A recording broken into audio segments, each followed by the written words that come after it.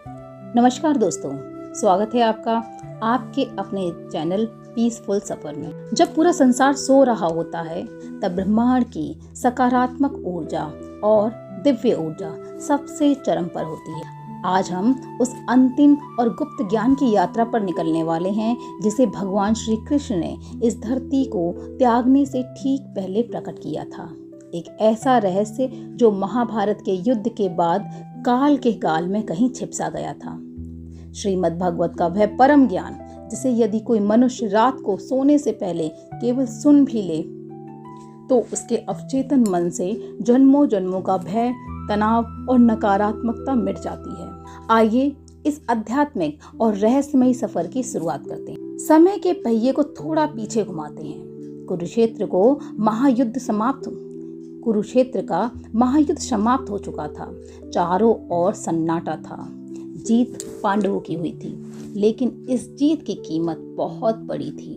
माता गांधारी ने अपने 100 पुत्रों के शोक में व्याकुल होकर भगवान श्री कृष्ण को एक भयंकर श्राप दिया था कि जिस तरह कौरव वंश का नाश हुआ उसी प्रकार एक दिन श्री कृष्ण की प्रिय नगरी द्वारका और उनका यदुवंश भी नष्ट हो जाएगा। भगवान श्री कृष्ण जो साक्षात परम ब्रह्मा हैं, उन्होंने मुस्कुराकर इस श्राप को स्वीकार किया, क्योंकि वे जानते थे कि जो इस भौतिक संसार में आया है उसका अंत निश्चित है। सोने की नगरी द्वारका, जहां अभी अधर्म का नाम नहीं था, धीरे धीरे काल के प्रभाव में आने लगी। समुद्र की लहरें भयानक रूप धारण करने लगी। आकाश में काल के संकेत दिखने लगे। द्वारकावासी समझ चुके थे कि उनका अंतिम समय निकट है। परम गुप्त ज्ञान जब पूरी द्वारका डूबने के कगार पर थी और श्री कृष्ण अपने परम धाम लौटने की तैयारी कर रहे थे, तब उनके परम मित्र और भक्त उद्धव जी उनके पास आए। उद्धव जी की आंखों में आंसू थे। उन्होंने श्री कृष्ण के चरण पकड़ लिए और कहा, हे माधव, हे प्रभु, आप इस संसार को छोड़कर जा रहे हैं। आपके बिना यह संसार अंधकार से भर जाएगा। मुझे भी अपने साथ ले चलिए। मैं आपके बिना एक क्षण भी जीवित नहीं रह सकता। तब भगवान श्री कृष्ण ने उद्धव जी को देखा। उनकी दृष्टि में अनंत करुणा थी। श्री कृष्ण ने उद्धव जी को जो उपदेश दिया उसे शास्त्रों में उद्धव गीता या श्रीमद् भागवत का अंतिम गुप्त कहा जाता है। श्री कृष्ण ने कहा, हे उद्धव, शोक मत करो। इस संसार में जो कुछ भी तुम्हें अपनी आंखों से दिखाई देता है, यह महल, यह नगरी, यह धन, यहाँ तक कि तुम्हारा यह शरीर भी, सब एक स्वप्न के समान है। रात को जब तुम सोते हो तो एक नया संसार देखते हो, जागते ही वह गायब हो जाता है। ठीक वैसे ही यह संपूर्ण जगत केवल एक मन का भ्रम है। श्री कृष्ण ने आगे कहा, उद्धव, जो मनुष्य इस सत्य को समझ लेता है कि यह संसार केवल एक सराय है जहां हम कुछ समय के लिए ठहरे हैं, वह कभी दुखी नहीं होता। धन, संपत्ति, रिश्ते और पद सब यहीं छूट जाएंगे। केवल एक ही चीज तुम्हारे साथ जाएगी, तुम्हारी आत्मा और परमात्मा का संबंध। सुनने वाले प्रियजन, जरा सोचिए, हम दिन भर जिन बातों को लेकर चिंतित रहते हैं, किसने क्या कहा, कल क्या होगा, पैसे की कमी, भविष्य का डर, क्या यह सब इस अनंत ब्रह्मांड के सामने बहुत छोटा नहीं है? जब आप रात को सोने जाते हैं तो आप इस भौतिक संसार को छोड़ देते हैं। इसलिए सोने से पहले स्वयं को याद दिलाइए कि यह संसार अस्थायी है। सच्चा आश्रय केवल श्री कृष्ण का नाम है। शास्त्रों और आधुनिक विज्ञान दोनों में एक बात बहुत अद्भुत बताई गई है। जब आप सोने की अवस्था में जाने वाले होते हैं, जिसे हम अल्फा स्टेट कहते हैं, उस समय आपका अवचेतन मन सबसे ज्यादा सक्रिय और खुला होता है। यदि आप सोने से ठीक पहले भय, गुस्सा या दिन भर की चिंताएं लेकर सोते हैं तो आपका अवचेतन मन पूरी रात उन्हीं नकारात्मकता तरंगों को संसाधित करता रहता है। यही कारण है कि सुबह उठने पर भी आपको थकान, भारीपन और अशांति महसूस होती है।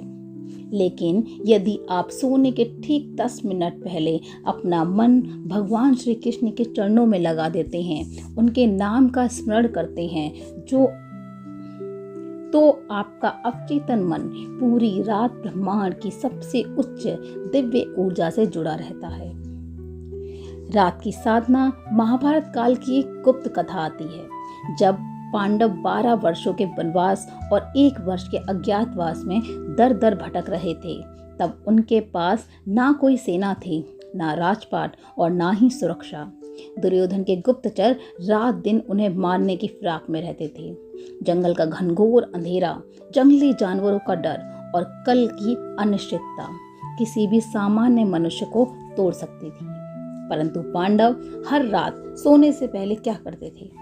महाराज युधिष्ठिर, अर्जुन और द्रौपदी रात के सन्नाटे में जब पूरी प्रकृति सो जाती थी, तब वे नदी के तट पर बैठकर शांत चित्त से श्री कृष्ण का ध्यान करते थे। अर्जुन अपनी आंखें बंद करके श्री कृष्ण के उस रूप को याद करते थे जो उन्होंने कुरुक्षेत्र में देखा था। वे कहते थे, हे वासुदेव, दिन भर की हमारी सारी थकान, हमारी सारी पीड़ा हम आपके श्री चरणों में अर्पित करते हैं। अब यह जीवन आपका है, यह रात आपकी है। यही कारण था कि इतने कष्टों के बाद भी पांडवों के चेहरे पर एक अलौकिक शांति होती थी। रात को प्रभु के ध्यान से उन्हें वह आत्मिक बल मिलता था कि वे अगले दिन की हर बड़ी से बड़ी चुनौती को मुस्कुराकर पार कर लेते थे। चिंताओं का विसर्जन। मेरे प्यारे मित्र, आपके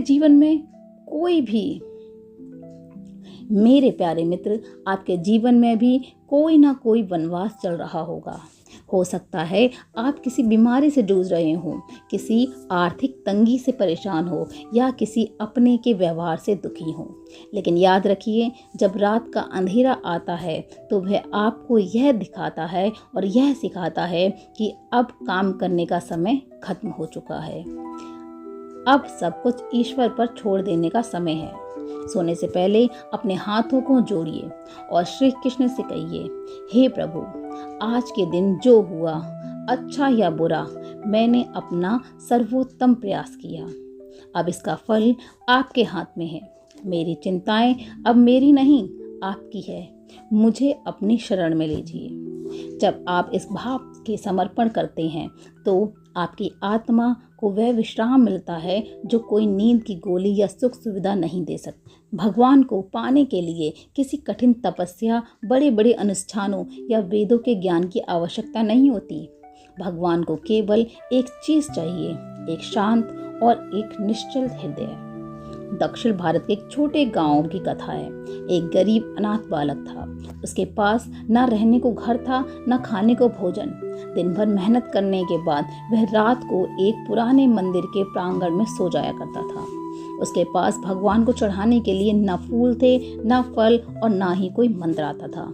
लेकिन हर रात सोने से पहले वह बालक मंदिर के बंद दरवाजों के पास बैठकर आंखें बंद करता और मुस्कुरा कर कहता, हे कृष्णा, आज का पूरा दिन बीत गया।